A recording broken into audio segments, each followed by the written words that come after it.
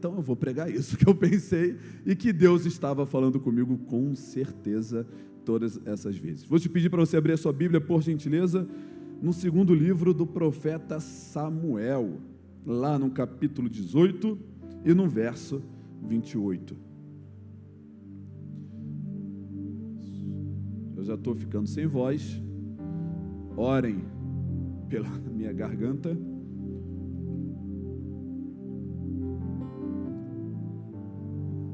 Dia todo falando, literalmente. Segundo livro de Samuel, capítulo 28, capítulo 18, verso 28, só a parte B, tá, do versículo, a partir do bendito ali. Vou ler com você aqui. Bendito seja o Senhor, teu Deus, que nos entregou os homens que levantaram a mão contra o rei, meu Senhor. O rei aqui é o rei Davi. Aqui é o povo, o profeta falando com o rei Davi. Eu vou te dar todo esse contexto, mas não consigo aqui aprofundar muito nesse contexto, porque ele começa lá no capítulo 13 e vai se encerrar no capítulo 19. E se estamos falando de crise, eu queria trazer uma crise para exemplificar esse momento, para analisarmos, refletirmos e extrair daqui 3 causas de uma crise. Simples, vou abordar 3 causas de uma crise. E vamos abordar 4 formas de sair de uma crise, porque aí não poderia empatar 3 com 3. Eu pensei, não, Deus, eu quero 4 formas de sair de uma crise. Então, Deus foi bom comigo e me entregou 4 formas de sair de uma crise com base nesse contexto. O que acontece aqui? Lá no capítulo 13, o texto se inicia falando que um dos filhos de Davi se apaixonou, se interessou por uma filha de Davi. Eles não eram irmãos do mesmo pai e da mesma mãe, eles eram irmãos de mães diferentes. Amnon se encantou pela sua meia-irmã chamada Tamar. E ali, na sua vida, nas suas escolhas, Amnon, de certa forma, cego por esse desejo dele, planeja, arquiteta, de uma forma bem maléfica até, uma forma de se aproximar de Tamar. Quando ele consegue arquitetar esse plano com a ajuda de um amigo dele sugere a ideia: Amnon, finge que você está doente. Quando você fingir que você está doente, você pede ao rei para que a sua irmã Tamar vá te servir, fazer um bolo para você, fazer um pão para você.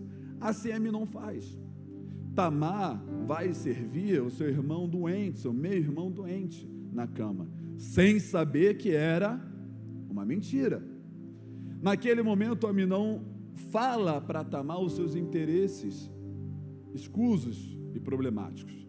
Tamar alerta o seu irmão Amnon: não faça isso, meu irmão, você vai me desonrar a sua vida, a nossa família. Amnon, cego por um desejo, cego por algo que estava inflamando na carne dele, comete um crime, comete um ato tenebroso contra Tamar. Ele força a sua irmã a se deitar com ele. A partir daquele momento, ele nega a sua irmã, ele afasta ela de si, ele julga ela, trata ela de forma tenebrosa. O irmão de Tamar, Absalão, fica sabendo do que aconteceu e vai cobrar o rei Davi, o pai de todos eles. Rei, você é rei, olha o que esse cara fez com a minha irmã Tamar. O senhor precisa tomar uma providência, precisa julgá-lo. Davi, infelizmente, nada faz. Deixa a água passar por debaixo do rio e da ponte. Os anos vão se passando. Absalão não esquece do que aconteceu. Tamar muito menos se esquece do que aconteceu. Até que Absalão tem uma ideia: eu vou vingar minha irmã, já que o rei não vingou. Já que não teve justiça, eu farei justiça com as minhas mãos. Estou aqui parafraseando, te dando o contexto. Absalão arquiteta o encontro dos filhos do rei. Todos os filhos do rei juntos. E naquele instante, Absalão vinga o que foi feito com Tamar. Ele mata o seu meio-irmão Aminon. A notícia que chega para Davi é tenebrosa, é pior do que poderia se imaginar. O que falam para Davi? Davi, todos os seus filhos morreram. Davi fica desesperado, fica inquieto, até chegar a segunda notícia: não, só Aminon morreu. Absalão, com medo da justiça do rei, foge, some do mapa, sai de Jerusalém, a capital na época, fica-se escondido anos, até que entra em toda essa história Joabe, um conselheiro de Davi, um homem experiente, um homem dotado de bons conselhos, um homem de guerra. Ele chega e começa a influenciar Davi, falando: Davi, você precisa, meu rei, reintegrar o seu filho Absalão. Ele está longe, ele está distante, ele está abandonado. Os anos vão se passando, Joabe tem uma estratégia, consegue com essa estratégia convencer o rei determina: traga o meu filho de volta, traga Absalão para Jerusalém. Absalão retorna, ainda talvez com um receio talvez: o que vai acontecer de mim? Eu matei o filho do rei, um dos filhos do rei, eu fiz algo tenebroso também. Ele retorna para a sua cidade, e lá Absalão, tentando consertar as coisas, talvez, tentando de alguma forma fazer algo bom, não sei dizer, a Bíblia não deixa isso tão claro assim, mas ele tenta por diversas vezes estar com o rei, e o rei Davi nega a presença. Muitas das vezes o rei não queria estar com Absalão, até que depois de anos, Absalão consegue receber o rei, estar na presença do rei, e aí eles conversam, se entendem, mas ali já tinha ocorrido uma ruptura completa. Absalão sai da presença de Davi ainda distante do reinado, distante do seu pai. A partir dali, Absalão, um camarada carismático, ficava na porta da cidade, ouvindo os relatos que Davi deveria julgar, e começou a semear problemas, falando: se fosse eu o juiz, julgaria com mais justiça do que o rei. A palavra vai usar esse termo: Absalão começou a furtar o coração do povo para si. Absalão, no meio do povo, começou a lançar palavras de destruição contra o rei, devido à sua mágoa, devido à sua injustiça ou justiça. E assim nós vemos uma crise instaurada numa família, que por ser uma família real, levou uma crise para um reino. Absalão consegue em Hebrom, olha que interessante, na mesma cidade, na primeira e na mesma cidade que Davi foi nomeado e ungido como rei, é a mesma cidade que o seu filho, rebelde agora, é também nomeado rei. Nessa cidade ele consegue enganjar muitos adeptos, a ponto do próprio rei Davi, provavelmente um dos maiores reis da época, com um dos exércitos mais poderosos, um dos mais ricos, ele consegue fazer Davi fugir de Jerusalém. Absalão entra na cidade de Jerusalém agora como rei, e Davi sai escondido com alguns dos seus, amedrontado, com medo, preocupado, caído, abatido. A palavra diz que ele andava fugido com um véu sobre a sua cabeça, ou seja, ele botou um pano sobre a sua cabeça, tentando se esconder, abatido, deprimido, depressivo talvez. Depois de um tempo, ele percebe que um dos seus maiores conselheiros está te traindo, está no lado de Absalão. Ele consegue fazer uma estratégia e coloca um dos seus conselheiros fiel para espionar Absalão já no reino. E lá, esse homem, com papel determinante, colocado pelo rei, instruído pelo rei, ele consegue fazer com que aconteça uma guerra e Absalão acaba morrendo.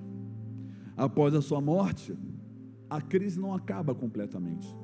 Davi, a duras penas, se você ler o texto até o capítulo 20, então, a duras penas, Davi vai retornar para reinar em Jerusalém, debaixo de dúvida do povo, de acusação do povo, debaixo de muita influência de outras, de terceiros, falando contra ele, e você vê uma crise atrás de crise acontecendo. Você lendo esse texto, a primeira coisa que me salta aos olhos é: como que nasceu essa crise? Como que um homem abriu mão do seu reino, praticamente Davi entregou o seu reino para Absalão? Como? A primeira ação errada de Davi foi a negligência. Davi negligenciou um fato importante de injustiça. E se existe algo dentro do ser humano, um sentimento dentro do ser humano que é implacável, é a injustiça. Você vê alguém passar por uma injustiça, quem é que fica revirado por dentro, magoado por dentro? Você fica angustiado quando acontece uma injustiça. A negligência levou Davi a aplicar uma injustiça no seu reino. Só que com impacto muito maior, era uma negligência familiar. Ele não enfrentou o problema como deveria ser. Ele preferiu deixar na sorte do tempo. Vamos ver o que vai acontecer. Ele entregou na mão de terceiros a solução do problema. Foi o que ele fez com Absalão. Ele deixou para Absalão resolver um problema que ele, como rei, deveria resolver. Ele deveria ter pego as rédeas, se posicionar, estancar aquele alimento de injustiça e resolver um problema. Enfrentar o nosso problema, a nossa crise, é essencial. Nós não podemos terceirizar isso. Não podemos entregar para outro, fazer aquilo que só nós precisamos fazer e podemos fazer. Quando nós entregamos a nossa sorte na mão de alguém, se eu posso dizer assim, você pode ter certeza que essa negligência vai gerar uma crise na sua vida. Ao mesmo tempo, nós temos exemplos, biblicamente falando, de homens que não negligenciaram, pelo contrário, se posicionaram para resolver aquilo que precisa resolver. Vamos ver Abraão, um herói da fé. Na discussão com o seu sobrinho ali, a decisão, não se podia mais viver junto, não se podia mais caminhar os dois juntos, os dois estavam grandes o suficiente, não haveria pasto para o gado, não haveria como explorar o terreno da maneira certa. Abraão tomou uma atitude: escolhe para onde você quer ir, para onde você for eu vou para o lado oposto, para onde você quiser ir eu vou para o outro lado.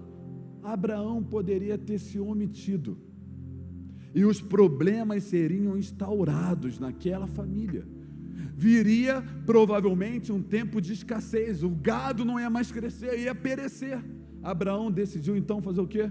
Escolhe para onde você vai, que eu vou para o outro lado. Porque quando nós não negligenciamos, mas nos posicionamos numa decisão com Deus, Deus vai abrir as portas certas para a nossa vida.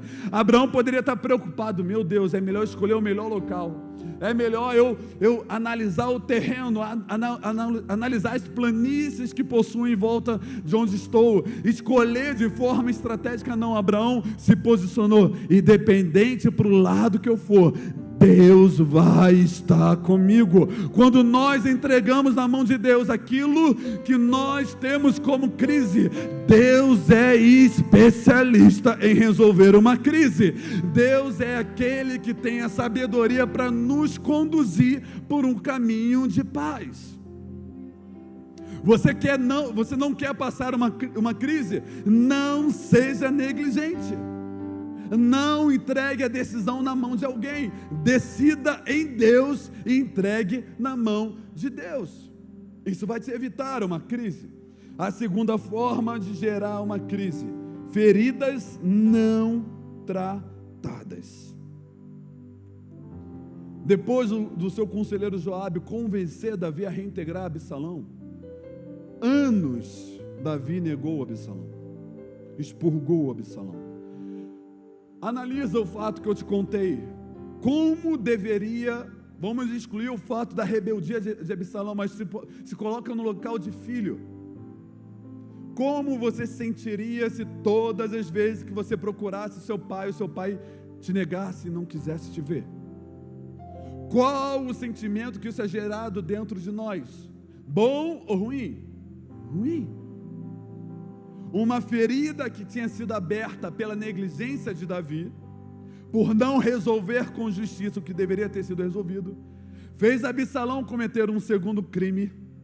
Quando esse homem é reintegrado ao reino, para ser resolvido aquilo, uma ferida aberta, ele não consegue. Anote o que eu vou te falar: feridas que não são tratadas, fedem. Feridas que não são tratadas geram outras feridas. Feridas que não são tratadas geram mais dores do que deveria gerar no início dessa ferida. Feridas que não são tratadas, com o tempo, se torna uma revolta. Se torna uma ação de revolta contra Deus e contra pessoas.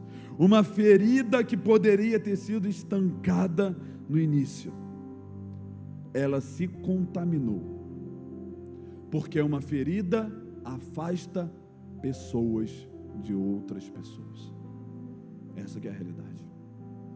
Uma ferida maltratada nos afasta do local que Deus quer que estejamos. Resolva aquilo que há muito tempo tem te machucado. Talvez você traz consigo marcas de anos, da infância, da juventude. Talvez um casamento mal solucionado. Talvez um ataque que foi realizado, uma traição que foi feita. Por mais que você pense: pastor, eu não tenho o que fazer, fizeram comigo. Mas a ferida é em você, é em mim. Então é nossa responsabilidade tratar, porque quem feriu, às vezes nem está mais na nossa vida, nós nem vemos mais, nem mais influência tem. Mas se não tratarmos uma ferida da maneira que precisa ser tratada, ela vai gerar uma crise na nossa história. O segundo motivo de uma crise: desobediências. Eu brinco com meu filho, minha filha vai começar a receber essas informações também, mas eu brinco com meu filho assim: Dom, quem desobedece, perde. Quem desobedece, perde. Se desobedecer o papai e a mamãe, perde alguma coisa. Não tem como viver uma vida, criar um filho como se ele pudesse fazer tudo, ter tudo, porque quando ele crescer e ele tentar fazer isso, ele vai apanhar lá fora. Emocionalmente, até fisicamente também, se demole, nos dias atuais. A desobediência de Davi. E aí você pensa: pastor, nesse texto? Não. Você lembra quando Davi escolheu a mulher de um homem para se deitar? E de forma intencional contribui e joga esse homem na frente de batalha para morrer? Lá no capítulo 12, o profeta Natan dá uma sentença para Davi. Sabe qual é a sentença de Davi? Agora, pois, não se apartará a espada da tua casa, porque me desobedeceu e tomaste a mulher de Urias como a sua mulher. A desobediência gera uma crise na nossa história. Davi estava colhendo uma palavra que foi liberada sobre ele, mediante uma ação sobre ele, e a sua casa viveu a espada que o profeta Natan profetizou naqueles dias. Um irmão matou o outro devido a uma desobediência semeada pelo próprio Davi. Agora a parte boa. Você deve estar se perguntando: pastor, o senhor falou só de crise. A realidade é que ou estamos em crise ou vamos passar por uma crise. Essa que é a realidade. Então tem ser humano diferente: ou está ou vai passar. Mas eu vou ser fiel à palavra de Deus.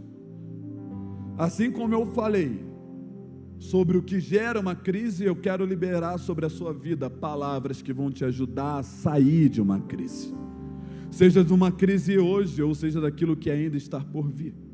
Eu creio pela palavra que crises serão desfeitas nessa noite. Primeira coisa que precisamos fazer: entenda sobre o seu problema. Davi conhecia o seu filho, Absalão, sabia da sua capacidade, sabia o que ele vinha fazendo no meio do povo. Davi não menosprezou o problema, Davi não subestimou o seu filho, Davi não jogou, dizendo, esse daí é só mais um rebeldezinho qualquer. Davi entendeu e sabia qual era o seu problema, a sua crise, aquilo que estava te atacando. Davi sabia com que tipo de autoridade precisava enfrentar aquela crise. Ele conhecia, tinha lidado, educado, participado da educação de Absalão. E eu me lembro de Jesus. Como? Eu me lembro de Jesus na tempestade com os discípulos, nesse momento. Sabe por quê? Porque Jesus sabia qual era a intensidade das ondas, sabia a intensidade do vento, sabia sobre os mares. Jesus sabia que aquela crise que está sendo instaurada naquele dia na vida dos discípulos não seria para morte. Jesus sabia exatamente com o que estava lidando. E olha que interessante, qual é a postura de Jesus? Ele dá ordens sobre a sua própria crise. Eu queria te incentivar nessa noite a você não dizer mais que vai acabar, que não vai dar certo, que vai morrer, que não tem mais jeito. Não, passe a partir de hoje a olhar a sua crise e fazer como Jesus fez. Ei, tempestades, aquieta-vos. Ei, mares, se acalmem. Ei, crise, acabe. Ei, comece a declarar palavras de vida naquela casa, minha irmã. Comece a declarar, meu amigo, palavras de vida naquela empresa, naquela mesa, naquele trabalho. Nós não servimos a qualquer Deus. Essa palavra queima no meu coração. Nós não servimos a um Deus morto, a um Deus fraco, a um Deus que perde as suas batalhas. Não, eu, com autoridade da palavra, entro na minha casa e digo: ei, Satanás, aqui você não manda. Ei, enfermidade, o meu filho não vai perecer nas suas mãos. Ei, crise, ei, escassez, aqui não. Pode ser uma noite, pode ser um momento, mas um dia o amanhecer vai vir, a escuridão vai passar e um novo dia vai nascer. Declare vida. O profeta Isaías entendeu isso no capítulo 43, no verso 13. Ainda que houvesse dia, eu era, e nenhum há que possa se livrar das minhas mãos. Agindo eu, quem impedirá? Ei, eu declaro sobre a sua vida que nessa noite, nessa crise, Deus está agindo, Deus está se movendo. Você não vai sair daqui com as mãos vazias, você vai sair daqui com uma estratégia. Você vai sair daqui com uma palavra. Essa crise vai acabar, essa crise vai cessar, porque Deus nessa noite manda eu te dizer: agindo eu, quem impedirá? Aplauda ao Senhor.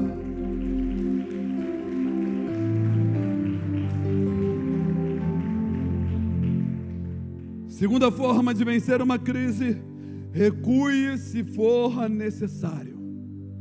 Davi, o rei, saiu da sua cidade, do seu trono, recuou, deu um passo atrás. Quantas vezes somos intransigentes, duros? Não mudo, não vou falar. Já falei 10 vezes, não falo a 11ª. Não faço isso. Meu pai nunca fez, eu não vou fazer. O camarada tem 75 anos e fala isso. Não faço. Não quero. Eu não vou falar com essa mulher. Foi ela que falou alto comigo. Essas crianças abusadas têm que aprender a falar com o pai. Esse meu namorado, não, ele tem que aprender agora como é lidar comigo, porque quando casar vai ser diferente. Quantas vezes somos duros? E muitas das vezes o que nós precisamos é fazer o quê? Dar um passo para trás, para no determinado momento de Deus dar 2 passos para frente. Muitas das vezes recuar não significa perder, recuar significa pegar impulso.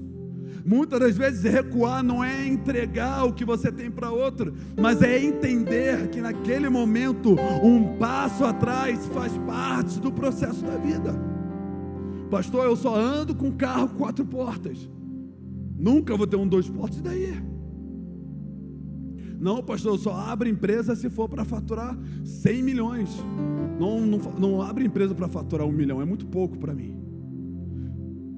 Qual é a crise que você tem resistido a pensar de forma estratégica e diferente? Davi entendeu isso. Ele entende a sua situação. Ele sabia que se ele fica em Jerusalém, Absalão ia entrar e provavelmente matá-lo e tirar ele do rei. E aí nós ficamos firmes numa decisão, então, não saio, não mudo, não quero, não paro e tal, sem saber que estar naquela posição é morrer aos poucos, em que em determinado momento a morte vai vir. Muitas das vezes nós precisamos nos afastar daquele meio. Não, eu não vou mais para lá, a crise está tão grande que eu prefiro não ir, eu vou ficar aqui, eu vou recuar, eu vou abaixar a guarda. Se só gritam comigo, eu vou tentar resolver falando de outra forma. Dependendo da situação, algumas pessoas acabam falando, pastor, isso é ser covarde. Dar um passo para trás é não ter coragem. Não, meu irmão, coragem é enfrentar os seus problemas da maneira certa e não enfrentar os seus problemas para morrer. Coragem é você olhar para o seu problema e falar, como que eu faço aqui? Eu vou em frente. Não é de peito aberto, não, se der certo Deus, se não der certo acabou. Não. É analisar, é entender a dinâmica da vida. Existem planos que precisam de um recuo, precisam de passos atrás. E novamente eu lembro de Jesus, o Rei, o Todo-Poderoso. Quantas vezes Jesus, pastor Alexandre, não falava, curava alguém e falava o quê? Fala nada não, não é chegada a hora. Curava outro, ressuscitou a menina de Jairo, não fala para ninguém. Algumas pessoas, talvez os discípulos, deviam estar olhando, será que ele é covarde? Por que não falar para todo mundo? Quem poderia vencer de Jesus? Ninguém. Mas fazia parte do plano recuar, fazia parte do plano uma estratégia diferente do que todo mundo achava, fazia parte do plano conhecer e agir da forma certa, fazia parte do processo retroceder um pouco. Então existem problemas na minha e na sua vida que vamos precisar dar um passo para trás. Mas a minha oração nessa noite, sabe qual é? É que Deus te convença a dar um passo para trás, mas te entregue uma estratégia para dar 2 passos para frente. Da mesma forma que você vai recuar, você não vai retornar não. Você vai recuar 10, mas vai retornar 20. Você vai recuar 10 entendendo da estratégia, mas Deus vai te dar uma palavra liberada, e que as pessoas não vão entender, vão te acusar, vão te apontar o dedo. Ei, por que você está desistindo? Não acredita mais na promessa? Não acredita mais na palavra? Ei, ninguém faz isso não, isso é covardia. Ei, você está abrindo mão do sonho. Não, você vai virar e vai falar, eu estou dando um passo para trás, mas daqui a um tempo eu vou dar 2 passos para frente. Vão ver você andando para trás, mas vão ter que ver você dando 10 para frente. Vão te acusar de covardia em você recuar, mas mas vão ter que aplaudir quando você chegar, quando a crise acabar, quando a palavra acontecer, a promessa chegar, vai ter vitória. Recue se for necessário. Terceira forma, siga bons conselhos. Entenda, tem uma diferença aqui dessa frase. Eu falei, siga bons conselhos. Existem algumas formas de você interpretar isso. A primeira delas é, pastor, o que é um bom conselho? Correto? De repente, um bom conselho para um não é um bom conselho para outro. Isso é relativo para cada indivíduo e cada pessoa, claro. A segunda forma que é interessante a gente analisar nessa frase é que não está falando para ouvir um bom conselho, está falando para seguir. Então é uma movimentação, uma ação nossa em direção a uma crise. Significa que existem momentos que nós confundimos bons conselhos com maus conselhos. Existem alguns momentos que nós ouvimos conselhos, mas não seguimos o conselho. Veja a história de Davi com Joabe. Ele não só ouviu, ele seguiu. Nessa história, a postura de Davi demonstra, talvez, para alguns, ouvi alguns comentários falando, Davi estava fragilizado emocionalmente, então aceitou a sugestão. Você pode interpretar que Davi, sendo o rei que era, na sua sabedoria, em algum momento, vou fazer. Por quê? Porque tudo que eu estou fazendo não está dando certo. Muitas das vezes, o mau conselho, a raiz é a nossa escolha. Eu acho que tem que ser assim. Eu quero que seja assim. Muitas das vezes, um mau conselho que é travestido de um bom conselho é isso. Pastor, eu estou imaginando que deve ser assim. O bom conselho, ele vem diretamente para estancar uma crise. Você quer ver? Quem lembra da parábola do jovem rico?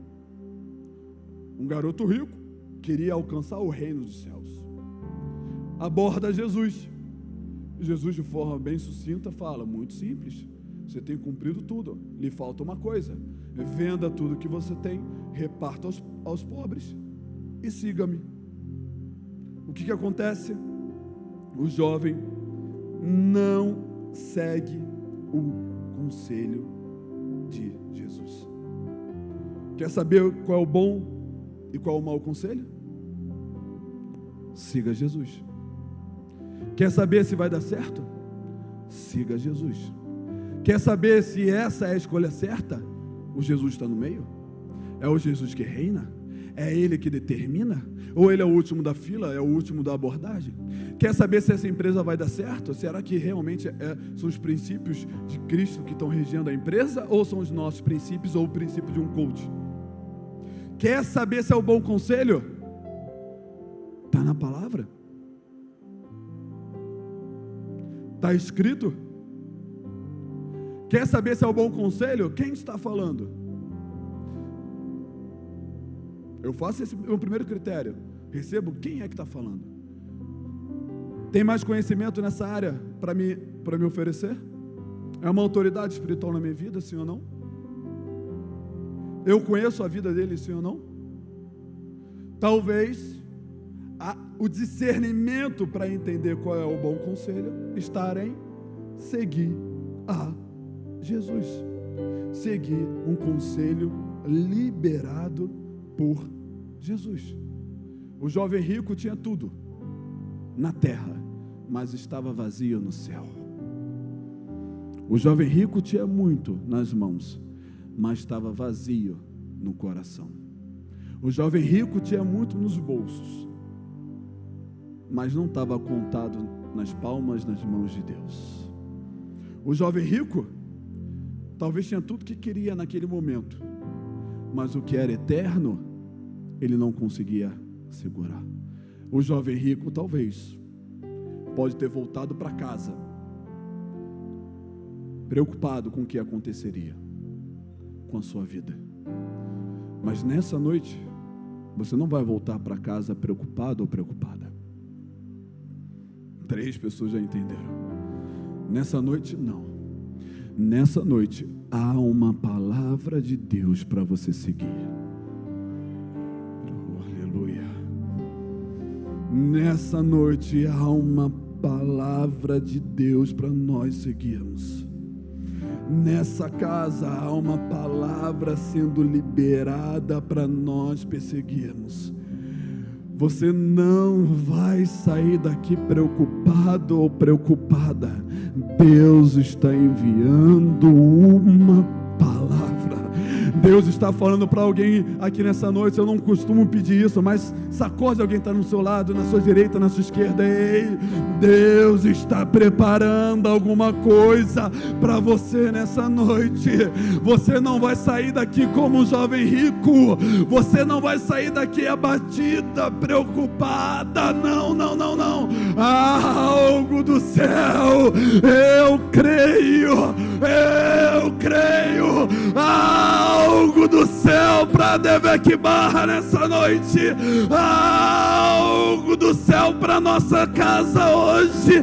Há algo do céu para nossa vida hoje. Ei, continua. Siga a Cristo. Ele é a verdade e a vida. Ele é o que era e que há de vir. Agindo eu, quem impedirá? Não há palavra que volta vazia. Não há toque que não liberta. Não há enfermidade que permaneça. Não há demônio que fique. Basta uma palavra para tudo acabar. Oh, aleluia. A última, para a gente encerrar. Ore e creia nas promessas. Olha que interessante. Lá no capítulo 15, no verso 31, Davi faz uma oração a Deus. Senhor, peço que transtornes em loucura o conselho de Aitofel. Era um homem de confiança dele que traiu ele. Faça esse homem aconselhar Absalão de maneira errada, porque ele sabia a capacidade de Aitofel. Davi sabia o poder que Absalão tinha no seu lado agora. Logo no verso seguinte, no capítulo seguinte, Davi levanta um homem, para quê? Para se infiltrar no círculo de Absalão, o Sai, o nome dele. Absalão questiona o Sai. Ei, logo você, tão íntimo do meu pai? Ele é convencido por esse homem, que agora faz parte do círculo de Absalão. Lá no capítulo 17, no verso 14, acontece um fato. Absalão chama Aitofel e pede um conselho. Aitofel, me dê um conselho que é dito pela Bíblia como bom para aquela situação, à luz de Aitofel e de Absalão. Absalão pensa, vou consultar o Sai, o espião de Davi, aquele homem que ele enviou para estar no círculo do seu filho traidor agora. O Sai dá um conselho que seria ruim para Absalão. Absalão, em vez de escolher o conselho de Aitofel, escolhe o de Sai. E ali, o reinado curto de Absalão é destruído, porque ele seguiu o conselho de um homem que estava como espião. Olha que interessante. Davi ora para Deus confundir a mente de um homem que está no meio do problema, que não era o problema. O problema maior era Absalão. Mas Davi fala: Deus, transtornes os conselhos de Aitofel. Uma oração devem dar 5 a 6 palavras. Trouxe o reinado novamente para as mãos de Davi. Você pode falar: ué, pastor, ele orou para um se confundir, mas foi outro. Meu irmão, vai ter dia que você vai orar por alguma coisa, mas você vai orar por uma coisa porque você está vendo, uma parte dela. Deus está vendo tudo. A sua oração foi para sarar uma porta, Deus está vendo, mas não tem uma, tem 3. Eu vou conceder a vontade dele, mas de outra forma. O objetivo final de Davi era, qual era? Reconquistar o reinado. Ele ora para ser confundido um homem, mas quem é confundido é o seu próprio traidor.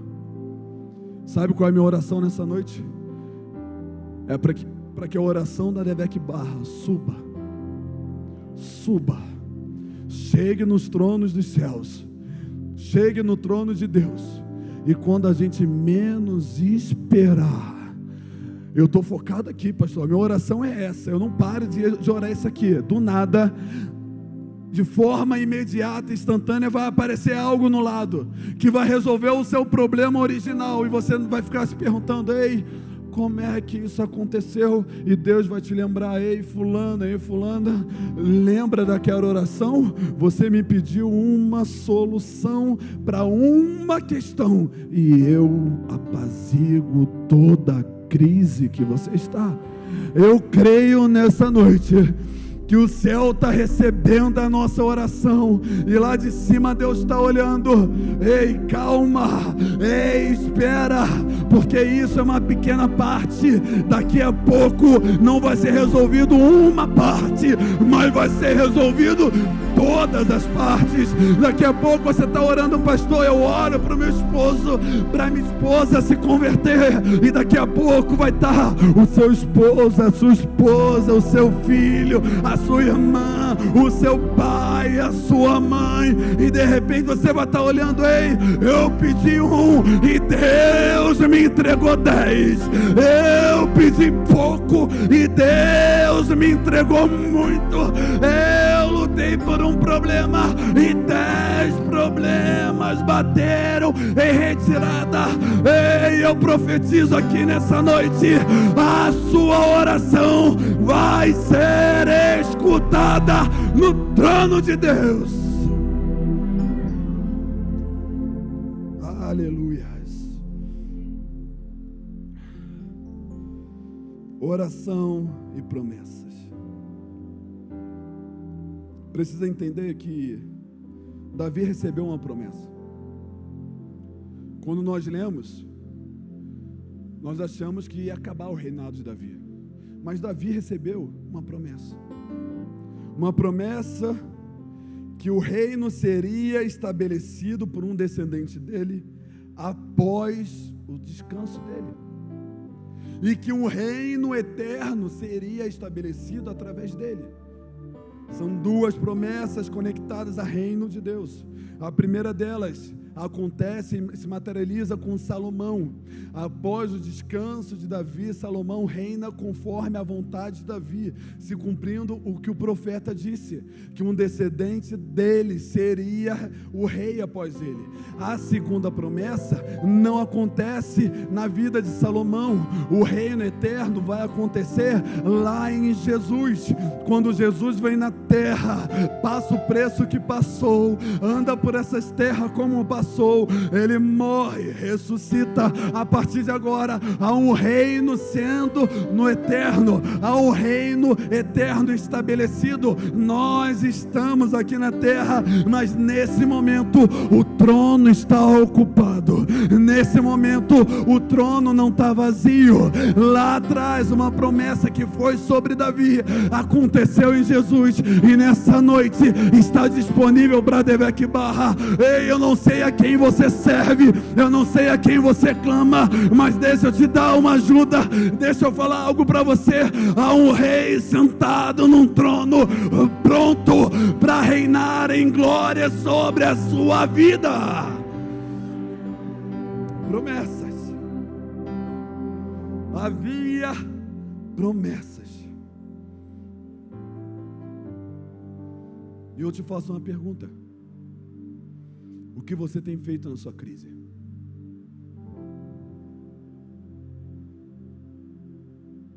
Você entendeu como a sua crise tem feito com você?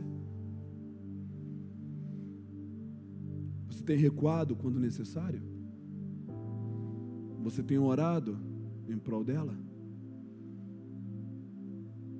Você tem permanecida nas promessas de Deus?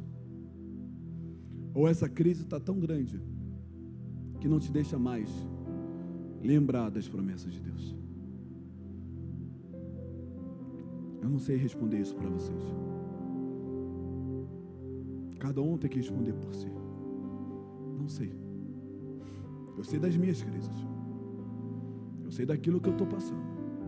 Mas o que cada um está passando aqui, só você sabe.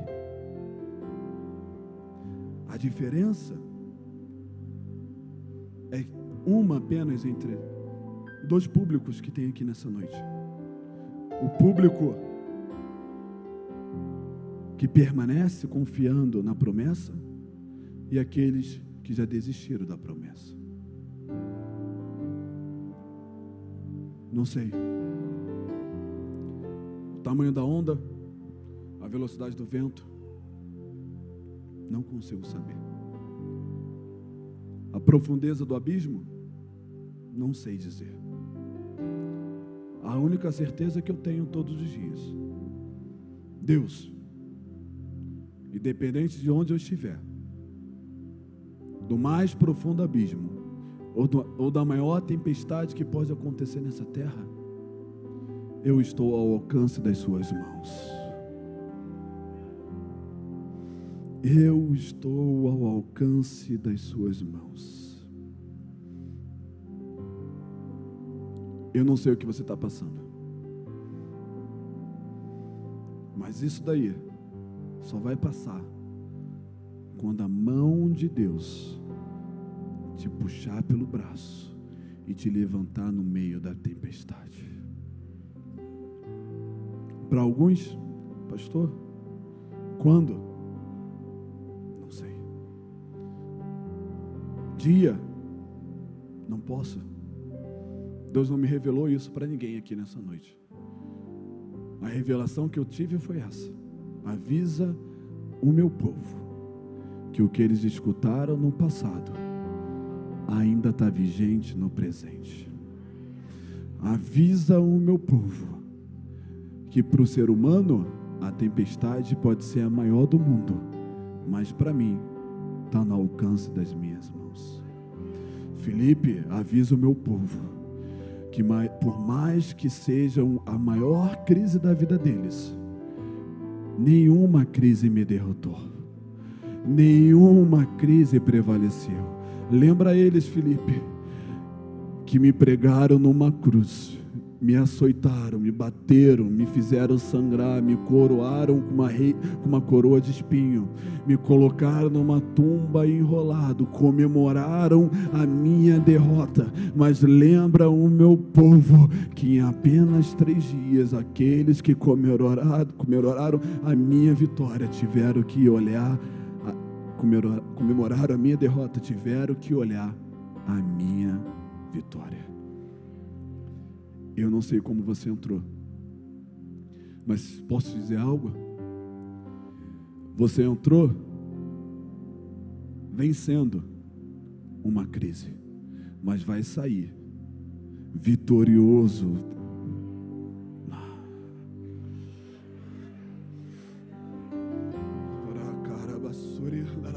Ei, irmão, você entrou, saiu de casa se perguntando, se questionando: ei, eu não aguento mais, eu luto, caminho, batalho, eu oro e parece que não vai acontecer.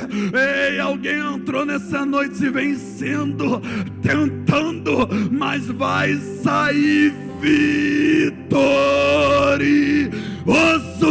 Ei, eu tenho uma palavra promessa não acabou.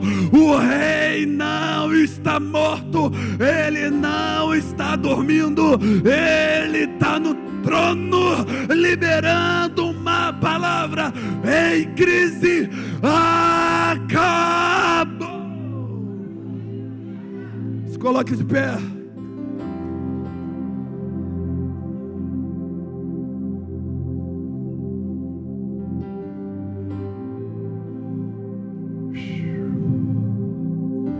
Ser bem rápido, estamos acabando.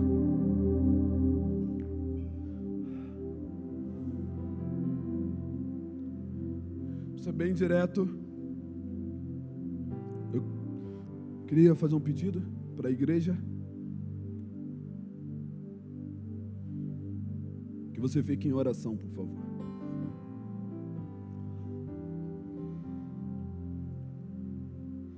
O que a gente está lidando não é qualquer coisa, não é pouca coisa.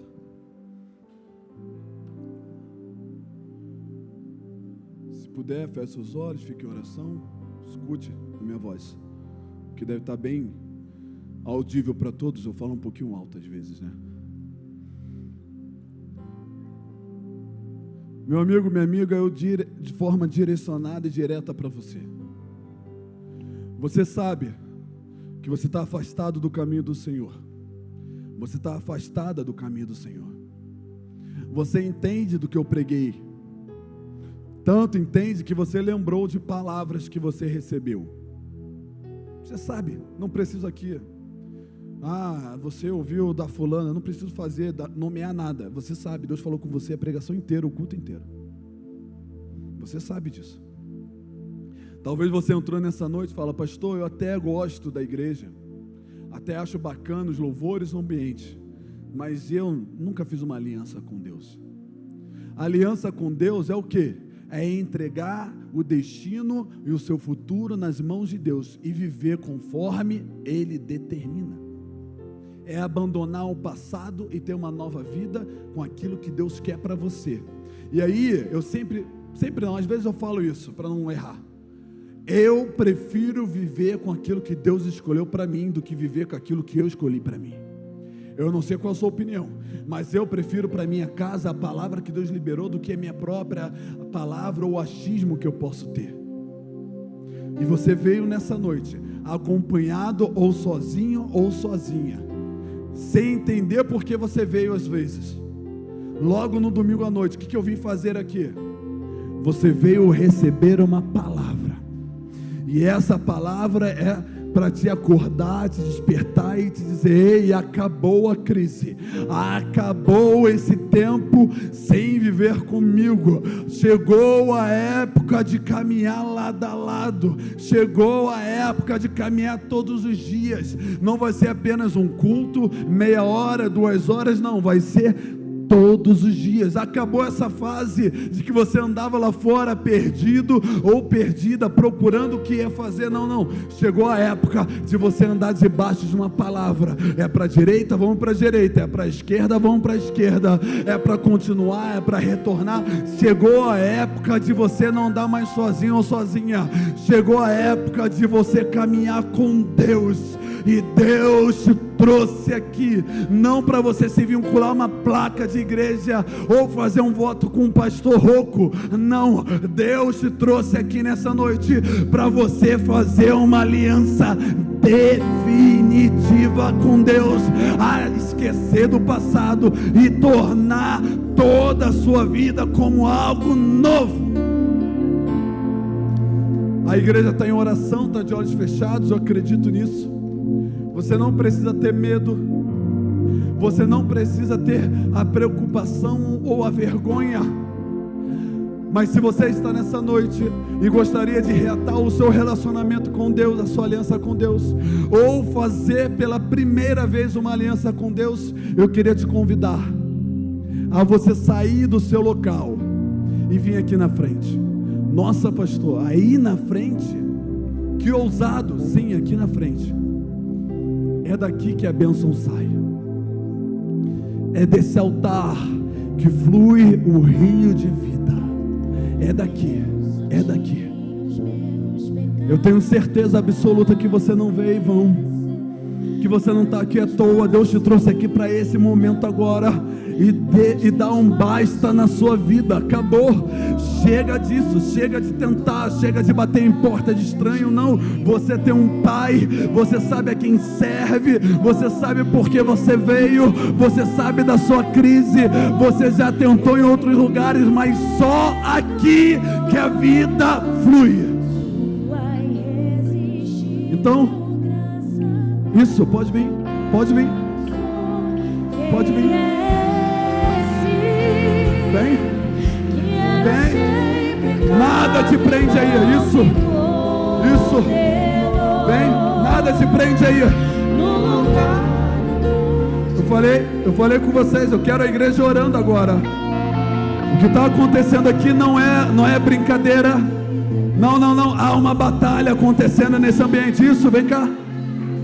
Tem mais gente, vem, você é livre, nenhum homem, nenhuma potestade pode te segurar, não, você é livre. Ei, menina, ei, saia daí, aí não é o seu lugar, essa cadeira não tem o seu nome, é no altar que o seu nome está, aqui já há o teu nome, aqui já está o teu nome, Deus já disse o teu nome. Vamos, tem mais gente, eu preciso encerrar o culto. Deus está falando com você, essa voz não é a minha voz, pastor, isso, venha, pode vir, tem mais gente, venha, eu quero uma irmã aqui com ela, preciso de uma irmã aqui com ela, cadê? Tá.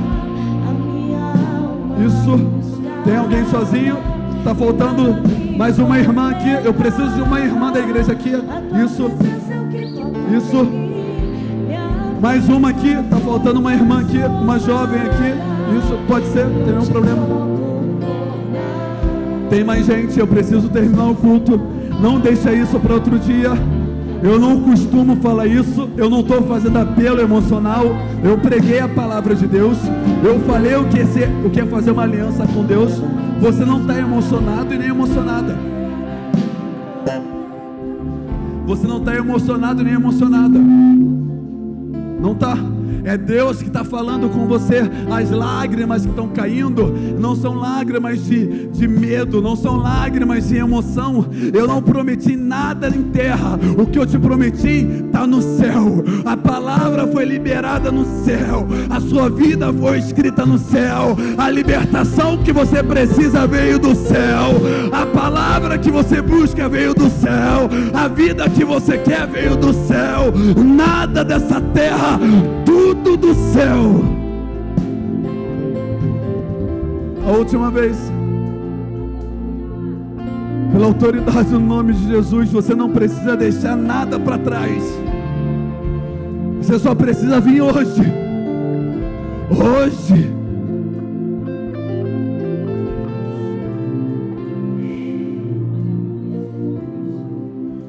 Eu vou orar por eles aqui na frente. Enquanto eu oro, você pode sair do seu local, não tem nenhum problema. Até o meu amém você pode sair, sem nenhum problema. Toda a igreja estenda a mão para cá, por favor, isso. Querido Deus, querido Pai, aqui estão seus filhos, as suas filhas, Deus. Eu não sei o que aconteceu e não preciso saber,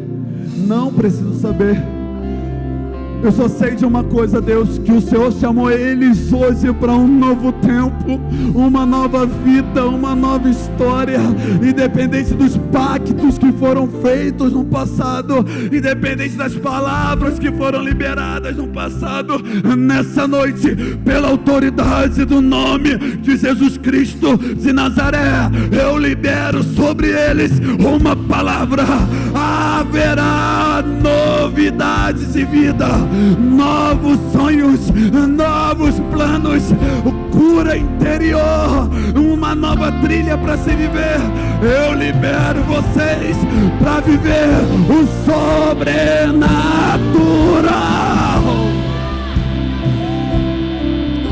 Em nome de Jesus, amém, amém, amém, amém. Celebre, celebre, celebre, celebre, celebre. Oh, se a festa é do céu, a festa na terra.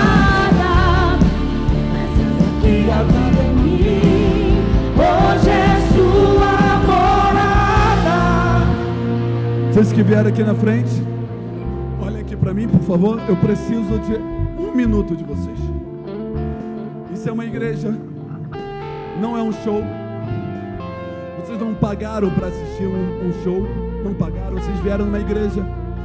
A igreja, ela tem uma função, que é andar com vocês. Aqui vocês não estarão sozinhos. Aqui sempre vai ter uma palavra, sempre vai ter uma oração. Aqui sempre terá alguém para atender vocês, estar com vocês. Não é qualquer lugar, aqui é a casa de Deus, uma casa de oração. Eu tenho certeza que nesse local, se vocês permanecerem firmes, a família vai ser restaurada, a enfermidade vai ser curada, os traumas vão cair, os planos vão acontecer, porque a palavra de Deus é viva e eficaz, que chega em lugares que homem algum chega. Mas para isso acontecer, nós vamos pegar o número de vocês, o nome de vocês. Essas pessoas que estão com vocês, vai levar vocês ali numa sala, vai anotar o nome de vocês e vai liberar vocês. Enquanto vocês saírem, vocês vão perceber que Deus se alegrou com a decisão de vocês. Vocês querem ver? Quando Deus se alegra, os seus filhos se alegram. Vocês vão sair daqui, enquanto vocês estiverem caminhando, vocês vão ouvir uma festa, aplausos e gritos, porque se há festa no céu, tem que haver festa na terra. Vocês podem acompanhar essas pessoas, por favor? Por favor, por favor. Oh, não me deixe sozinho.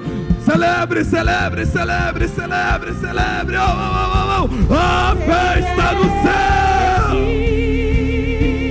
Que era sem pecado e não me condenou. No lugar da morte, vida me ofertou. Estenda a sua mão. Deixa eu te abençoar. EDP amanhã, semana de oração. Vamos orar. Que a graça do nosso Senhor Jesus, nosso Salvador, o grande amor de Deus Pai e as infinitas e maravilhosas consolações do Espírito Santo seja comigo, com a minha casa, com os meus filhos, seja com você, com a sua casa e com seus filhos, não apenas hoje, mas para todo sempre, em nome de Jesus. Amém. Que Deus te abençoe. Uma ótima semana. Quem é esse que era sem pecado?